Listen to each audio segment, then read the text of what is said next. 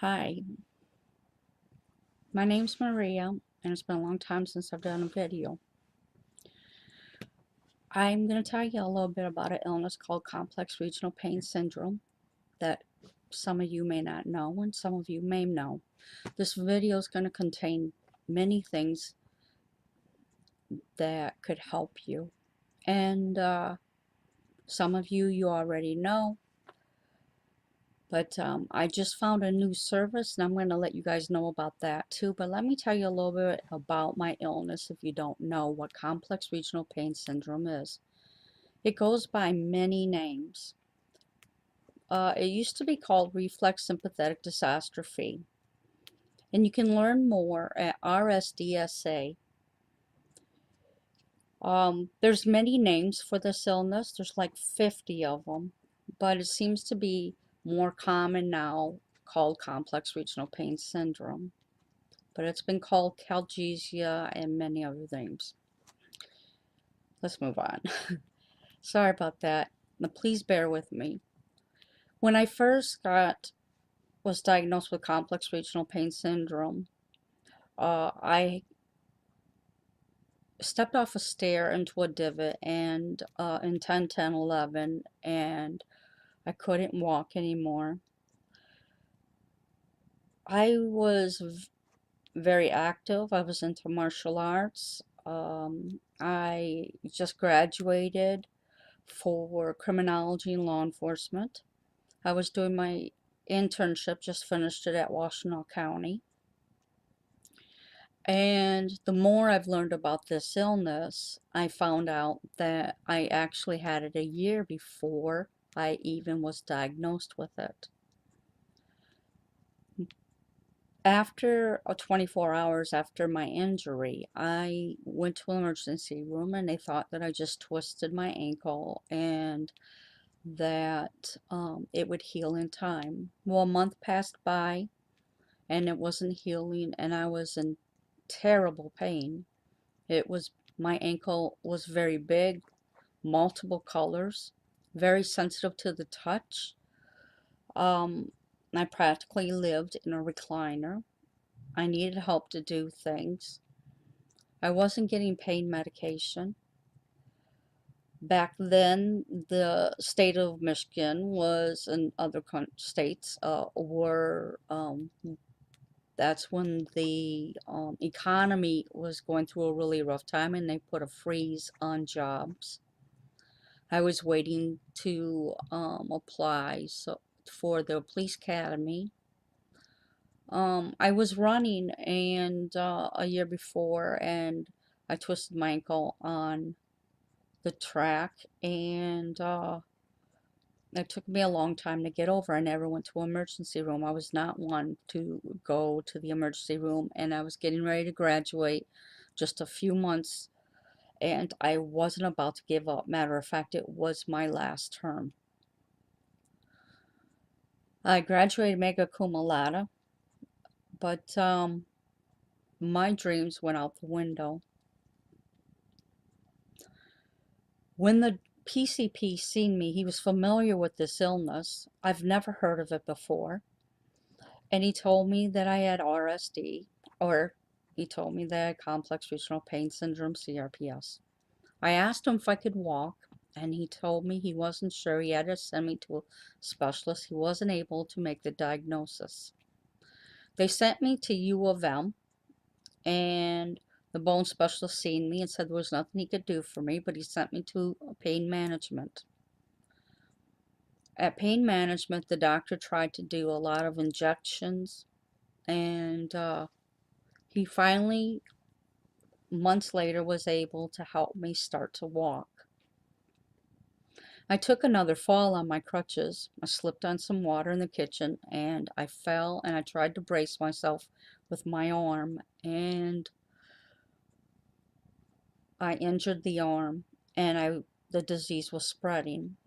I explained to the physician that the disease was spreading. His name was Dr. Brummett, and he did not believe me because it didn't fit the criteria that they had for the illness. for diagnosing it. I brought in information and let them know that it spread into my arm and it was affecting my eyes and especially my throat. It was very swollen. I was getting a lot of headaches, and I found some research saying that they could do optical blocks. And at that time, I was willing to try any kind of invasive procedure to help me, even knowing that the invasive procedures could cause the illness to spread. But I was in such pain that U of M did not want to give me pain medication. When they finally gave me pain medication, they gave me 10 Vicodins for the month and told me that I was not to exceed that, one a day, and it was impossible for me. The pain was so high, it was burning like I was in a frying pan or 1,000 bees were stinging me.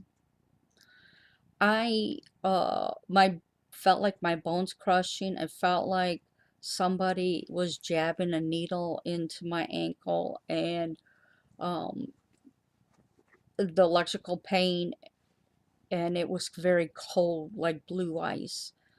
The sensitivity, I couldn't have covers on top of it, my leg, my ankle, or even clothes. I was in extreme pain. I never thought that this kind of pain could exist. I even had children and had a compound fracture in the right leg, but this pain was different. It was not anything I've ever experienced in my life. I became very depressed because I had to depend on someone else to help me. My independence was gone. I couldn't work. I needed help taking a bath. I needed help with everything. I couldn't stand to help make a meal for myself, and I was not getting the pain management that I needed. When the doctor refused to help me, even when I brought in information, letting them know that the illness does spread, there was research done, and this illness has been around since the Civil War. But U of M at that time, Dr. Brummett, did not believe that it spread. They said that it couldn't spread. I was desperately seeking another doctor to help me. I was in trouble. I needed someone to help me, to even ease my pain. When I transferred, I found another doctor finally that knew about complex regional pain syndrome, and he studied under Dr. Hicks at Cleveland Clinic. Dr. Hicks has done a lot of research on this illness, and Dr. Chopra, and there's a few other doctors, Dr. Schwartz. Anyway, when I transferred, I signed a new drug contract with a new doctor. Well, at that time, U of M claimed that I broke the drug contract. I didn't understand what was going on. I wasn't collecting my drugs from the pharmacy as myself. My caregiver was picking them up, and I never looked at the names on the label. I was in so much pain. I was just trying to survive minute from minute. I felt embarrassed because many times I would have to scream out loud. It was so painful, and there was nothing I could do, and I could see the pain in my loved ones. They felt hopeless, as I did too. Here to find out, one of the medications bottles was filled under U of M as I was with this new doctor. I did request when I changed to the doctors that no medication be filled from U of M. Well, the pharmacy, it was Walgreens, and I asked them what happened when I realized what was happening, and I told them that I was penalized for this because I would never be able to go back to this facility at U of M to get help. The pharmacy did not take responsibility. I even wrote the director in that department and they denied my request. I was in too much pain to try to get a lawyer or even afford it. So I still live today with that penalty. Um, their procedure at Walgreens, I don't know if other pharmacies have the same procedure, but if you have an old prescription from another doctor and you change doctors, they refill old prescriptions instead of the new ones. They told me that I should have talked to a pharmacist, which I did do that. Um, so if you have signed a drug contract and you change doctors and you go to pick up a prescription, please at that moment look at the prescription or have your caregivers be aware of who the prescription is filled under. Because again, Walgreens does not take the first prescription from the new doctor. So this is something that you have to be aware of.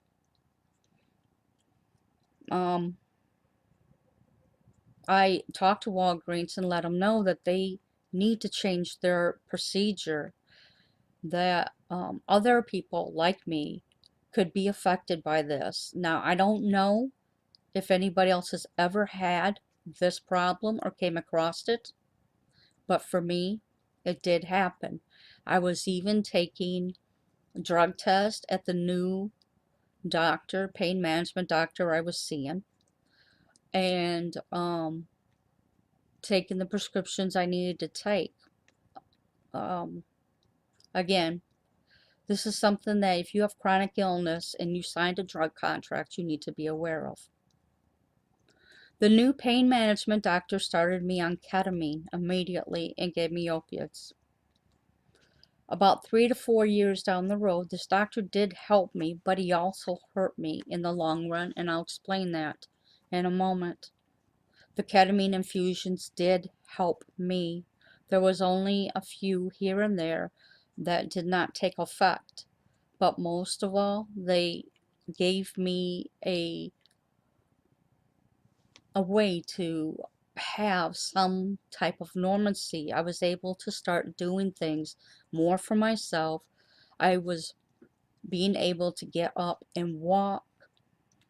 Um, the headaches and things, the doctor helped me with, the two new pain management doctor. He knew that the illness spread, and he noticed that I was having semi-seizures if it was cold.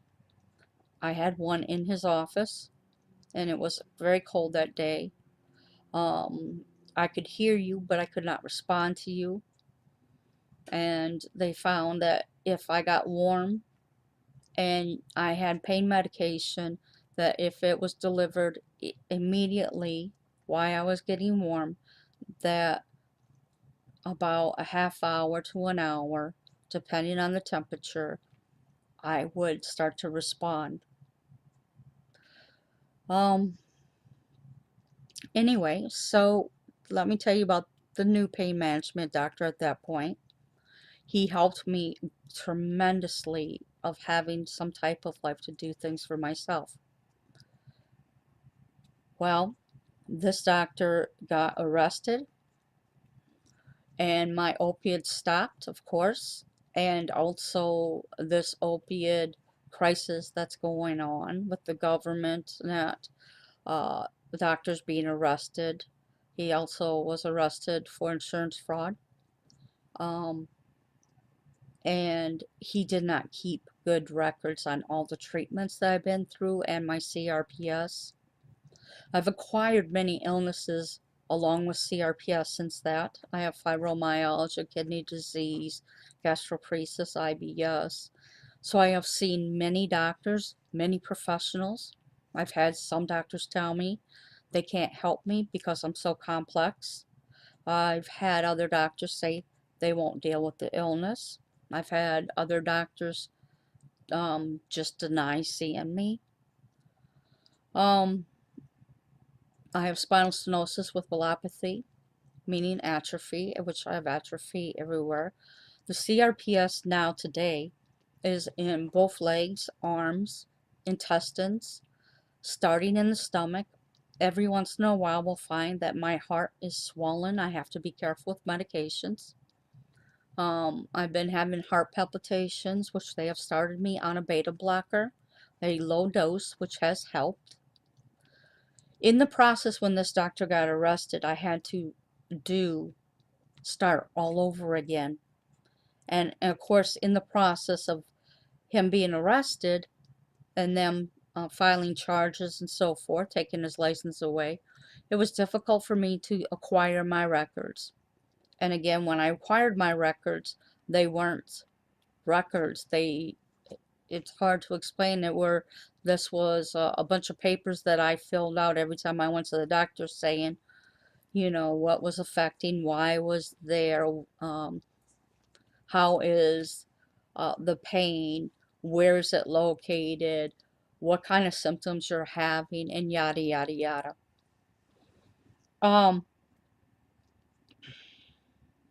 When the PCP that I got, the new PCP that I got, because the doctor of pain management was handling everything for me because I was having problems finding doctors. One of the things that the illness does also, it makes you look older very fast. You can tell from under my eyes that my sleeping habits are affected. Um, I don't get a lot of sleep, and I'm trying to be on a schedule. One searching, it has taken me a year to try to find doctors to help me. I've been to Henry Ford. Henry Ford at this time, they tried lidocaine infusions and started me on lidocaine pills, which tore up my stomach and started to affect my heart. We had to get off the medication immediately. Medication and I don't play well together. I've tried to go organic also and get off medications, and that has not helped me. Today I am vegan, and I do as much as I can gluten free. I don't do nightshade vegetables. Periodically, um, maybe once in a while, I might treat myself to something that really isn't on my agenda, but not often. I also have a thyroid problem. Uh, there, it has been a challenge to get through. Many doctors now today don't want to give opiates because of the opiate crisis. And my opinion on that is very sad, because I don't believe it's the chronic illness patients uh, and cancer patients, so forth, that have abused this medication. We have to do drug testing and to have this medication, and we have to see the doctor every month. Things have been a real challenge going from doctor to doctor. We are going to try to, Henry Ford's going to try to see if they can get the insurance to agree to pay for ketamine again, but all of a sudden the ketamine insurance company doesn't want to pay for ketamine. So they're saying that now we can bypass the ketamine infusion if they don't want to give it to them, don't want to pay, that they will start me on ketamine pills, but we have to try first. And this time, I'm going to have all barrels loaded to go after the insurance company to approve ketamine infusions, because they help me. Between opiates and ketamine is the only thing that I have found. My hyperalgesia is very high, and the allodynia, and I'm very hypersensitive to touch, wind, um, the cold. Even if you walk by me very fast, the wind that you create affects me. And if a physician or clinician is watching this and wants to learn more about how to handle and treat us, please go to rsdsa.org. They have free uh, classes to help you understand more about this illness and how to help us. clinicians many times. I apologize, part 2 of the first video. I touched a button, I'm sorry. What I was saying was clinicians can and physicians can learn more about this illness at RSDSA, and they also have free courses for those that are interested in learning more from specialists that have done research on this illness to help people like me. Doctors find it, like in my region, is very, very rare because there's not enough people in my area that are affected by this illness, so they call it a rare disease, but it is 45 on the Miguel scale. That's the pain scale, and that's above cancer and amputation. As I was saying, I found this new service, and I want to tell you about it.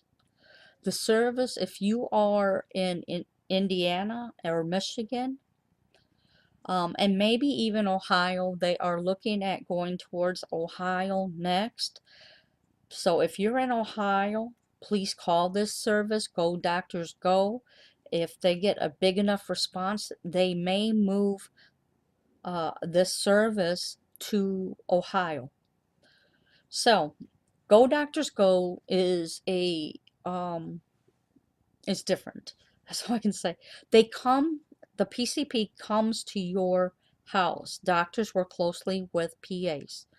And if you miss a lot of appointments, you have complex regional pain syndrome or cancer or whatever the case may be, this service might be right for you. And they work with other doctors in other areas like me for U of M and Henry Ford and ProMedica, Beaumont, wherever. If you're like me, you have doctors all over the place because finding specialists all in one area is difficult. I found out yesterday that I'm finally going to get some pain medication after a year of this struggle after my doctor was arrested. So anyway, let me show you they give you this neat little folder, and they come to your house because I miss a lot of appointments. In the folder, they give you a form. Let me see if I can get this right here. A form to help designate a patient advocate form for a power attorney in case to help set that up in case you need it. They give you a patient consent paper that you sign, your medical agreement for pain, your agreement to receive chronic care pain management services. It gives you a little paper to tell you about Go Doctors Go and how their program works. They also work with other departments, like if you need home care, they know some agencies in your area that might help. Patients' responsibilities and procedures of controlled substances. It's the first time that I've used this service. Yesterday they came out, and they give you your card, of the person that you're to, I don't know, trying to see, that's a little bright. Okay, so they give you a card with the doctor's name and your PA in it to help. They also, for those of you that have chronic illness, I just want to share this real quick. My grandson comes once in a while on the weekends, and I'm always concerned about him getting into medications and that. So I found this online, a real easy little container that has a lock and all, and to put your medications in. And it even talks about that in your folder about being responsible and protecting your medications and so forth. And that way somebody comes into, you have it close to you and it's locked. You don't have to worry. They have all types you can find online.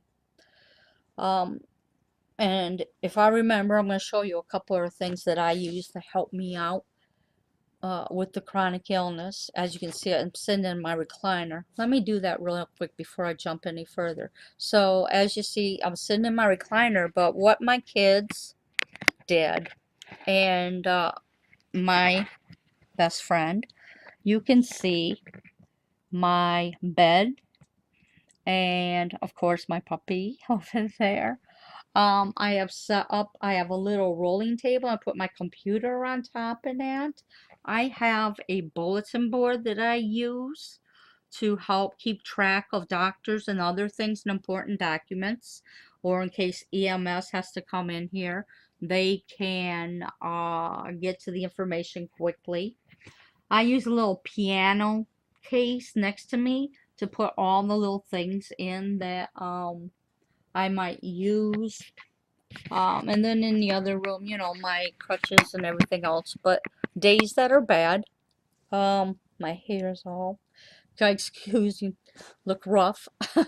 But anyway, they put my bed next to my recliner, and that way, on my bad days and I'm having problems getting up and walking, um, it's close where I can try to get out of bed and sit in my recliner instead of laying in the bed all the time. But I'll tell you right now, I live in my recliner with my legs elevated because that's the most uh, comfortable position for me. Um, Um, I've had a lot of procedures. If you have questions, ask me. I had an angiogram. I had a blockage in my arteries, and it's still there. But they found that the blood flow can flow a different direction, so they left it because they don't want to cause any more complications. Um, you know that with complex regional pain syndrome, the illness can spread with invasive procedures and ice and stress and surgeries and so forth. There's many ways that people can get this illness. Um, Most of the time I sit around in my shirt and chonies, my underwear, big and long shirt that covers me because that's the most comfortable, and clothes hurt me. Um, the burning and so forth, especially my legs. I just took a new fall, and so the illness has spread up my leg, on my right leg, into the knee. Um, they take my blood pressure, have to, from my thigh now because both arms are affected and it's too much pain. Um, so anyway, let's get back to at hand. So again, if you live in Ohio and you'd like to go for Go Doctors Go, Go Docs Go, um, call them. Get as many people as you can to call them to get it in your area, and hopefully they will hear about the patients, because I am grateful for this, because many times I have to cancel my appointments because of my illness. Um, when I'm feeling really bad, getting into a vehicle, especially if it has snowed or it's raining, the vibrations bother me. Electrical storms make me scream if I'm in a vehicle. Um, I might even grab the wheel, and without, and my intention is not to, but I have to be aware because the pain and intensity is so high that I know what I'm doing, but yet I don't. It's like the fight and flight response. Um, so anyway, again, if you're in Indiana and Michigan, look up Go Doctors Go, and it'll help you. Again, Ohio, if you're interested, you have chronic illness, check into them. I've heard that there's other services that they can connect you to for emergencies and things in your home. I'm not sure. I'm gonna have to check on that to be sure. But anyway, I just wanted to share that and share a little bit of my illness, and hopefully I can get these two videos together to create one video. I think I know how. Um, but if you have any questions, let me know. I'll be glad to talk to you. I've been through a lot the last 7 years. I've had this illness, and it has spread through my body like wildfire. I struggle a lot. I've tried, like I said, organic stuff. I use turmeric and garlic and many other things that I got me a NutriBullet. A lot of times drinking smoothies help me because my throat most of the time is swollen and my neck is swollen, and I have problems. I have TMJ and trigonoalgia, which don't help, and with the black nerve, no surgeon will touch me at this point. So the spinal stenosis is getting much worse. We'll have to see where we land. Henry Ford is now starting to step up and do some other things to check out my spine and see if what they can do to help me. I might have to have another injection to help the tightness that's caused in my left leg. Again, if you have complex regional pain syndrome, I'd be happy to talk to you.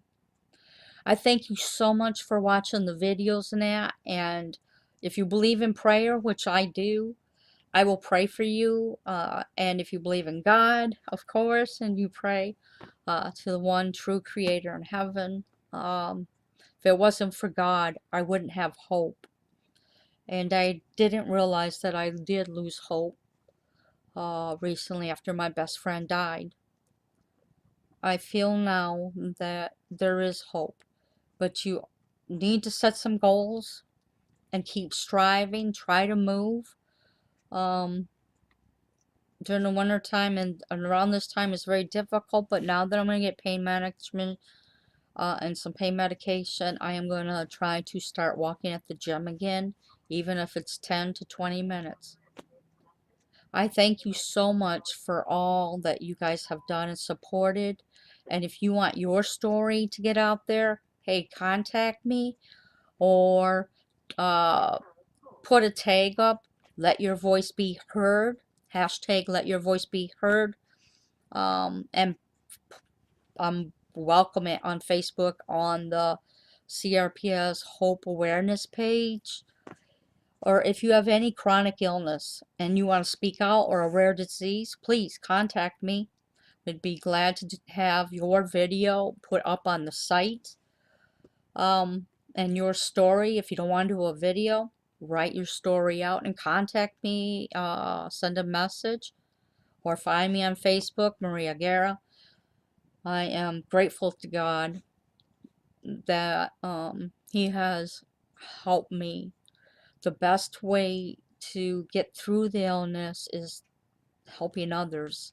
So if you want to help yourself, tell your story, and it will help others some way. I promise you that somebody out there is looking for the information that you have. And again, I've been to many doctors and dentists that try to treat you the same as everybody else, and you have to become the best advocate for yourself. And if you can't speak for yourself, then find somebody that's willing to learn to help speak out for you. And again, you can find information at RSDSA. There are many other sites out there. Just put in the words in Google, CRPS, or RSD, or Calgesia, whatever they're calling it. I know that they thought about changing the name. It's been around since the Civil War. Not many people know about it because we're so spread out through the regions. Anyway, thanks a lot for watching. I'm praying for you. Let God be with you, and thank you so much. Let grace and peace be with you. Bye-bye.